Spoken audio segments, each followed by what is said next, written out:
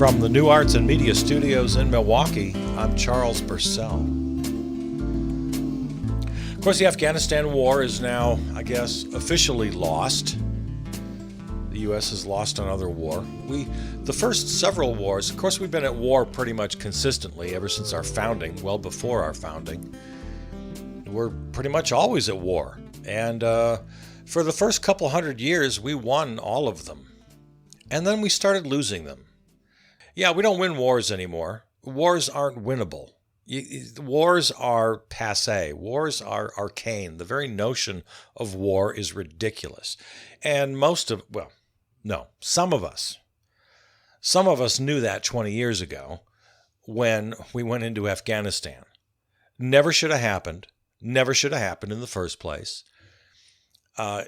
Saying "I told you so" is petty and childish, except when you really need to say it. And I need to say it today. I told you so. Many people told you so from the very beginning. There is no way to get out of this thing alive. There's no way to, quote unquote, win this war.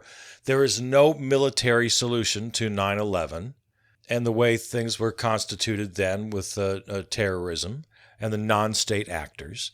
This was not a situation that called for war, and many of us knew it, and we were shouting it from the rooftops, and no one would listen to us. I told you so.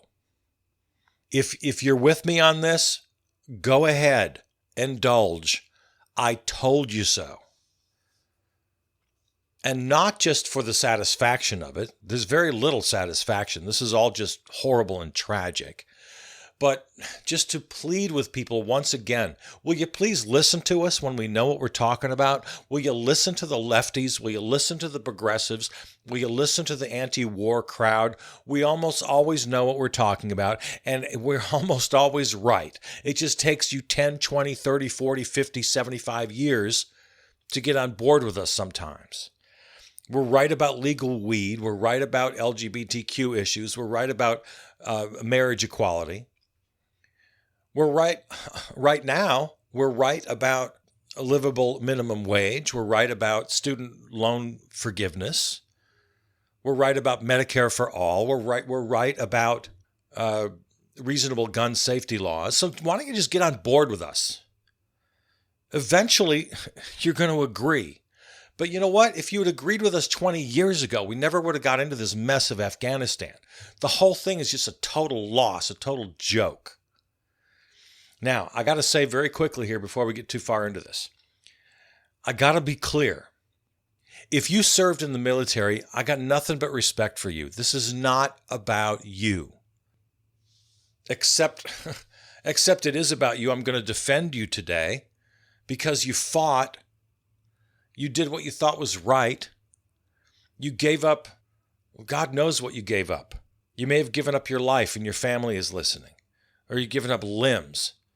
At the least, you've given up months, years of your life. The terror of going through war. I can't even imagine. I've never been. I will never judge anybody in the military. I've said it before. Everybody has a different reason. For all the thousands and thousands of guys in the military, the men and women in the military, you all go for your own reason.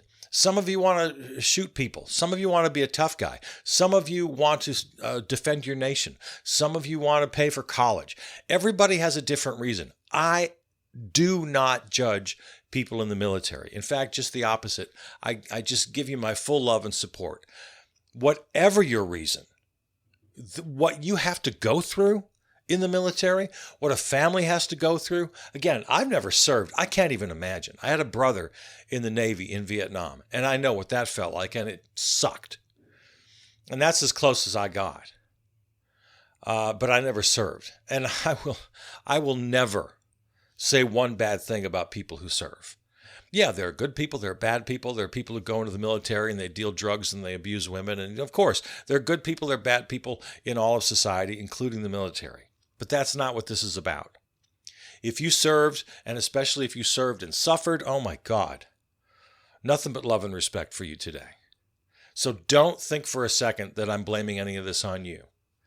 Because now I'm going to get pretty harsh on the policy. My God, what a colossal failure. The whole damn 20 years. And of course, we're talking about it now because of this abysmal retreat from Afghanistan, which was just, Joe's got to take his share of the blame for this one. 4 presidents have presided over this ridiculous fiasco, this FUBAR fiasco. So, again, from the very beginning, we never, ever should have been there. 9/11 happened. You and I have talked about this before. Let's review. We had the entire world on our side. We had everybody with us. We could have and should have squeezed out Al-Qaeda and the Taliban economically, diplomatically. We could have had international cooperation with virtually the entire world with us. And this is not, let me remind you, this is not 2020 hindsight. This is exactly what we were saying 20 years ago. Ay, ay, ay. Squeeze them diplomatically. Squeeze them economically. Force their hand. We would have had cooperation from every country on earth when it came to intelligence, counterintelligence, counterterrorism, surgical strikes. A lot of us were not against surgical strikes. Yeah, kind of like a SWAT team. You go find the perpetrators. No collateral damage. No civilian casualties, to use that horrible euphemism. You don't drop bombs. You don't roll tanks. You don't fly in planes. No. No, no. At the very most, the only military a lot of us were calling for, and only if proven to be useful, were targeted surgical strikes. Just like you think of a SWAT team in a domestic situation. But mostly, and that was only if absolutely necessary, or if it, like I say, if it could really help. But mostly what we were talking about is getting the whole world on our side and absolutely destroying the Taliban and Al-Qaeda through financial, economic, and diplomatic terms. Could have been done. We were saying from the very beginning, there is no military solution. Rolling tanks and marching troops and flying in bombers, no, no, no, no. There is no military. And now that's a consensus now. Again, we're always right. Why don't you just join us 20 years earlier and save us all this grief? That's because that's the standard line now. Oh, there's no military solution. Everybody agrees. Well, there never was a military solution. This was ridiculous. It's all about Cheney and Rumsfeld and that dolt they put in the White House. George W. Bush just did whatever those two warmongers told him to do, and those profiteers, war profiteers, and they were buddies from Halliburton. You know the whole story. They got him in there, and they went to the dark side. Cheney's famous quote, well, we have to go to the dark side. And they tortured people. And, we tend to forget the early years of this. And then to make it even worse, then they go into Iraq. Oh, Lord God. And, we're still in Iraq. We're still in Iraq, right? Lord Almighty. Speaking of Cheney, I saw Liz Cheney interviewed on this horrible retreat from Afghanistan. And she had all sorts of terrible things to say, which I actually agreed with most of it. But she had the nerve to completely ignore her role. Well, her father's role. She, of course, is the daughter of Vice President Dick Cheney. And, I guess it's not her fault. She's in this media interview. She's not going to bring it up. I couldn't believe the reporters weren't bringing it up. Well, doesn't your father share some of the blame and Rumsfeld and George W. Bush? No, they didn't even ask. Didn't even come up. Everybody seemed to think, I don't know. They just completely turned a blind eye to the whole 20-year history, and we're just looking at the last 72 hours. All right, so let's look at these last 72 hours. It's just a horrible scene, of course. And I don't have to tell you. If you're seeing any news at all, you've seen this, right? helicopters buzzing around trying to airlift people to safety, and thousands by the thousands out in the streets, especially out at the airport trying to get out. That horrible scene where they're literally clinging to the undercarriage, the wheels of a U.S. military plane. A couple people, was it 2 or 3 people, fell to their death. They're like clinging to this plane, and they go up thousands of feet, and oh my God, horrible video to see. And of course, what's happening is these people, they know what the Taliban is all about. Don't let Taliban fool you. Not that they are. I don't think anybody's fooled. They're trying to act all soft, like, oh, we're the new Taliban. We're not your father's Taliban. Everybody's going to be fine. Don't worry. And here's I guess you can call this good news. There have been very few shots fired, if any. A couple scattered here and there, no more than you have in any major U.S. city on any given weekend night.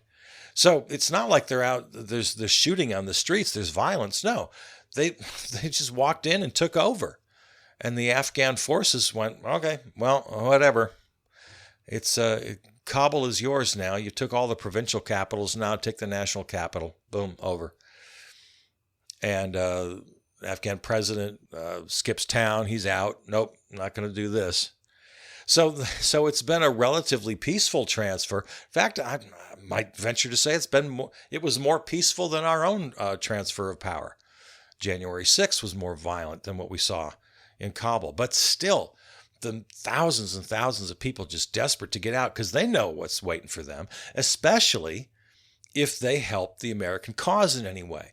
If they were interpreters or cooks or drivers or maintenance people or whatever. If you were working in that big old, up until a couple days ago, it was the largest diplomatic embassy in the world, at least America's largest. You know, again, all these Halliburton guys and all these contractors, all this money floating around, they built the biggest damn embassy in the whole world. They had restaurants and it was just quite a thing to behold, I guess. And now it's gone. They had to hightail it out of there.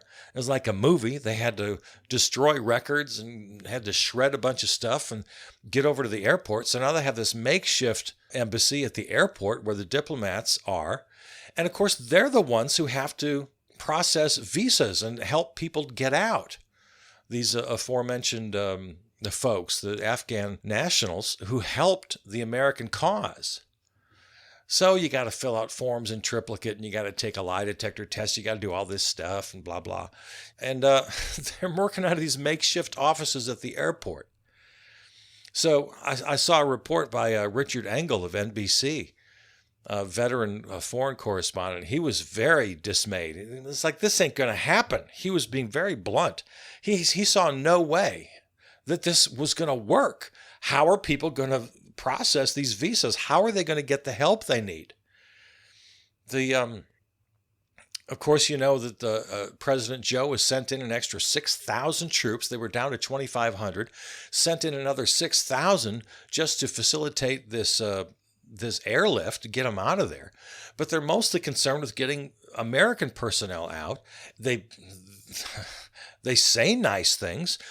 Joe said in his speech yesterday that human rights was at the center of his foreign policy. Well, you better prove that by actually helping these people. Because their life isn't worth a plug nickel. They're going to be disappeared. Or even worse, either disappeared quietly or publicly executed. Because, like I said, nobody's believing this Taliban 2.0. Nobody believes that. They're just as ruthless as they ever were. Which brings us to, okay, a couple things here. The mission going in. What was the mission going in? Well, it was for retribution primarily. It was a revenge tour to punish those who planned and executed the 9/11 attacks on the United States. So that was what it was mostly about. Singing Battle Hymn of the Republic in the National Cathedral, right after 9/11. Let's go get them. praise the Lord and pass the ammunition. I mean, that's mainly what it was about and what a lot of us objected to at the time. So that was the mission. And then the stated mission was to make sure that no country could harbor terrorists. The safe haven would be eliminated. So that was the big mission. Okay, fine. And I guess that happened for a while, close to 20 years. So let's look at the one thing they accomplished. If they want to take credit, all 4 presidents over these 20 years, if they want to take credit for keeping the homeland safe — I never liked homeland. It sounded too old school Germany, Nazi kind of stuff. I never liked the term homeland, but everybody uses it now, especially the right wingers. Anyway, if they want to take credit for keeping America safe by eliminating a so-called safe haven for terrorists, fine, okay, whatever, take your credit. I don't know. But you knew from the beginning, at least you should have known, because we were all telling you, this is not a permanent solution. At some point, you're going to have to leave. And what are you going to do then? You said at the time, you've said throughout, and you're saying it, and Joe said it just yesterday, this is not about nation building. We're not building a democracy. We're not building a Western-style democracy. We're not trying to create a new nation of Afghanistan. Our goal, was just to make sure that terrorists couldn't attack us again. They wouldn't have a base of operation. So that was our only mission, to get revenge on the 9/11 attackers, most of which came from Saudi Arabia. So you're a couple of countries away. You're a little bit off. You take a left at Albuquerque. You missed your exit. So there was that. No safe haven for. They got Bin Laden. Forgot about that, which was kind of anticlimactic. By the time they got him, he was just a guy sitting in a little room watching porn or something. I don't know what he was doing. He was toothless and powerless by the time we got him. So that was, everybody danced in the streets and I guess felt great about that. It was just sad, really, more than anything else. They made a nice movie out of it and got a couple of Academy Awards. But so they got Bin Laden. And then we stay in Afghanistan for 10 more years doing God knows what. Just making lots of money for Halliburton. And what they change their name to? Halliburton got such a horrible name, they had to change it. The company changed their name to, I forgot now. Anyway, doesn't matter. But they're the ones who built that huge record-breaking embassy. So we're there. Now, where Joe is right is, we have to get out of there. There's no good coming from our presence in Afghanistan unless we planned on just staying there forever and basically being a proxy army and government and just let them lean on us forever and ever until the end of time. Now, I guess people like Liz Cheney, maybe that's what they wanted. They wanted a permanent presence. You'll hear this from the right wing. And actually, they make a pretty decent point. Well, we have troops in South Korea. We have troops in Germany. There are places where there are just permanent troop presence. And a lot of people on the right say, that's fine. Just have a permanent presence. I mean, let's be honest. It's not a fair comparison. The troops in Germany and the troops in South Korea, they're just sitting around smoking and playing trivia. They're just hanging out. They're just hanging out at the PX. Enjoying the occasional show from, what do you call the little show squad they have? Back in the day, Bob Hope used to come by, and he'd have some starlet with him. Nowadays, it's Stephen Colbert, or it's somebody. Anyway, you just hang out. USO, that's what I was trying to think of. USO, how can I forget? The show people. You're not going to hang out in Afghanistan like that. They were down to 2,500 troops. And they weren't combat troops. Of course, it's all, just like Vietnam. We've been hearing this for a whole generation. They were training the Afghan army and they were supporting them, training and support, whatever that means. And the Taliban was taking over provincial capitals long before Kabul fell over the weekend. So our crummy little 2,500 troops kind of finishing up the job of training and support, that was never going to stop the Taliban. People like Andrew Bacevich and other experts that I've heard have said, no, that was never going to be enough. We would have to have a real presence of like 10,000 troops ready for a firefight at any time, ready to go at it in order to really maintain the status quo in Afghanistan. Now, what was the status quo? Here's another thing. Over this last 20 years, women in Afghanistan, major strides, social, economic, education, just night and day difference from the old bad Taliban days. So if you want to go to war and spend $2 trillion and lose, how many did we lose? I'm sorry, I don't want to be disrespectful. I don't remember. A couple of thousand. We lost a couple thousand, and damn, Afghan troops and Afghan civilians. 100,000? I don't know. It's been a hell of a lot of people have gone down. So if that's the price you want to pay so little girls can go to school, I don't know. How much do you pay for little girls to go to school? It's a good thing. That's one very good thing that happened in Afghanistan. Maybe the only good thing. Yeah, I mean, the Taliban are bad guys, and we kicked them out, and they weren't there to do their bullying. And but here now we got an installed government. Again, echoes of Vietnam, right? History doesn't repeat itself, but it echoes. Who said that? Anyway, yeah, we got this government in Afghanistan that was just never up to par. It was always corrupt, never really democratic. So that didn't happen. But then again, we're not there for nation building, so don't even talk to me about that. So what did we build over there? Well, we weren't building anything. But we did. We did create a nation where women and girls had some opportunities. And compared to the old bad Taliban days, incredible opportunities. And now what? That's just going to go just be flushed down the toilet? Well, that's a damn shame, but what are we going to do? So I'm not going to fight with President Joe on this. Yeah, it's time to leave. It was time to leave 10 years ago. It was time to leave 18 years ago. It was time 20 years ago not to get this damn thing started in the first place. So as here again, this is almost universal agreement. No good time to leave. And whenever you left, it was going to be bad. But this bad? Jesus, Mother Mary and Joseph.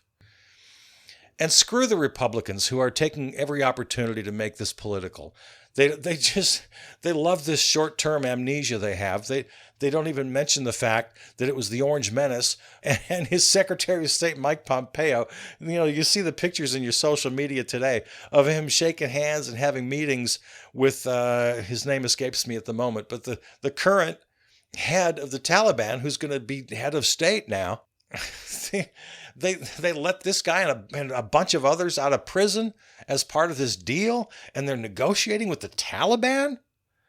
This is the Republican Orange Menace and his Secretary of State Mike Pompeo with that dopey little grin he has, posing with pictures with the Taliban. They're the ones who negotiated this troop withdrawal. In fact, it was supposed to be May 1st was the deadline. We blew past the May 1st deadline because it just wasn't realistic. There's no way Joe was going to do it in a couple of months. Well, he did it as soon as he could. He wanted to do it by September 11th because it's the 20th anniversary of the attack, and he just thought that would, I don't know. People like it, especially politicians like it when things like that line up. So even though I'm the last guy who wanted to go in and I'm the first guy who wanted to leave, you could have planned this thing a little better. Who cares about the 9/11 20th anniversary? Do what needs to be done. If this took another 6 months, if it took a damn year, I don't care. Do it right. And not only, of course, the U.S. troops, but all these thousands and thousands and thousands. One guy I heard, he runs an operation on this very thing. That's his cause. He's a U.S. military veteran who served in Afghanistan, and he runs this big operation about this very thing, about helping the Afghan nationals who served the U.S. military cause. And he says there's up to 80,000. I had no idea. I had no idea there were any kind of numbers like this. You hear different numbers President Joe said, I think, said 22,000. That's what they think they need to get out of there. But this guy said there's up to 80,000 people who they know who they are. Their names are on a list. Taliban wants to get a hold of that list. It's like good old Nazi days. And so it's a race to get them out. We got to get them out safely. Again, interpreters, cooks, drivers, maintenance people, mechanics, anybody who aided in this massive operation. Again, the largest diplomatic embassy in the whole damn world. It's a massive operation. There were more contractors who died than military servicemen, like almost twice as many. So this was a huge operation. Afghan nationals were a big part of it, and they know damn well that the Taliban will be after them. So, okay, so going forward, here's something else from Joe's speech. We're going to keep an eye on you, Taliban. We're going to continue our counterterrorism intelligence and etc. Which, again, going back to Joe's speech yesterday, this was a little weird. He said, okay, well, we accomplished our mission in Afghanistan because we shut down the so-called safe haven for terrorists. Didn't bother to mention that, well, within a matter of days, it's gonna be safe haven all over again. Like, open up the gates for Al-Qaeda. Taliban 2.0 says, oh no, we're not going to deal with those Al-Qaeda fellas anymore. Says who? Come on, what? Well, Joe made the point that, yeah, we succeeded in that mission of closing the safe haven. And terrorism has gone worldwide. There are cells all over the place. He named a bunch of different places. And I couldn't help but think, well, why is that? Why do you suppose terrorism popped up all over the world? Can't imagine. When we send thousands of American troops into Afghanistan and neighboring Pakistan and into Iraq and Yemen, and we get people more and more mad at us, and we kick them out of one spot and we whack a mole and send them over to another spot. Why do you think terrorism has spread? Because they just decided to create franchises like a McDonald's? No, we have to take some responsibility for this. We went in and we screwed up a whole damn country, and then we went out and screwed up another whole damn country, and we get everybody mad at us. We get the whole entire Arab world just furious with us. We created more terrorism than was ever imagined before 9/11, which is something else we all told you 20 years ago. You're just going to make things worse. You're going to make terrorism worse. You're going to make the world more dangerous.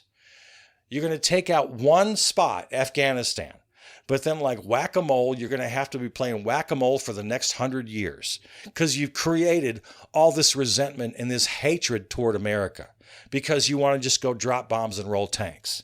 This was the stupidest, dumbest idea anybody ever did in all of American history. And we knew it at the time. Go ahead, say I told you so. And please, would you listen to us once in a while? We're always right. Which I guess that's my bottom line. I told you so.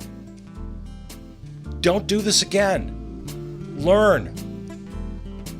Jesus, God. All right. I love you. I'm Charles Bursell.